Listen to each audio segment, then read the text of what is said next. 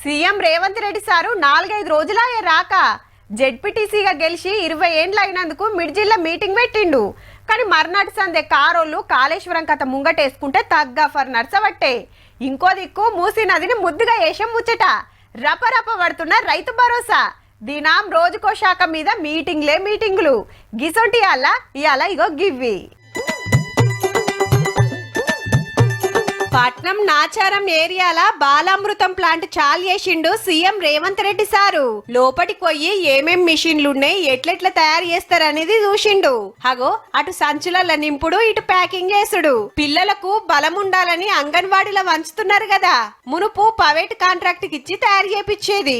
గోధుమ రవ్వ, శనగపిండి, పాలు, నెయ్యి, చక్కెర పోసి వేస్తారు. పిల్లలకు పెట్టే తిండి ఇంకింత మంచిగా ఉండాలని నాచారంలా 21 ఎకరాల ఈ ప్లాంట్ కట్టించింది సర్కారు.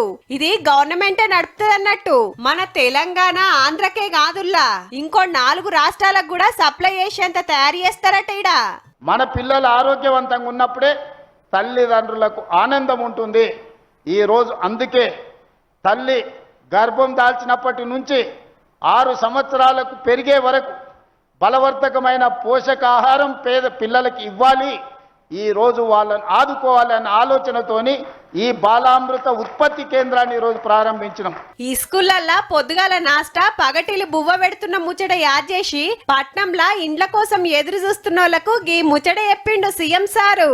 తొందరలోనే హైదరాబాద్ నగరంలో కూడా 1,00,000 ఇందిరమ్మ ఇండ్లు కట్టి పేదలకు అందించే కార్యక్రమాన్ని ఈనాడు చేపట్టబోతున్నాం. ఇదైనాక కాళేశ్వరం ప్రాజెక్టు మీద పవర్ పాయింట్ ప్రజెంటేషన్ ఇచ్చి బీఆర్ఎస్ పార్టీని గట్టిగానే అరుచుకుండు.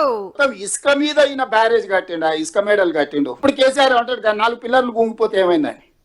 2 పూసలా 4 పూసలు పోయినాయి అనుకో, ఇంకా వాడు చేసేది వెళ్ళలేదు. మొత్తంలో వెళ్ళకలు అనుకో, చూడాలి ఏం జరుగుతుందో అంతే. మళ్ళీ ఇప్పుడు వచ్చి ఇంకొక 1 వారం రోజులు నాకు ఈరా నా తడాక చూపిస్తా అంటుండు. పోని ఆయన వచ్చి అడిగిండా? ఆయన రాడు. ఈ మిడిమిడి జ్ఞానం ఉన్న వాళ్ళందరినీ తోలుతున్నాడు. ఇక మీరు అడిగినా పూర్ణస్తుతం ఏమంటాడు అని.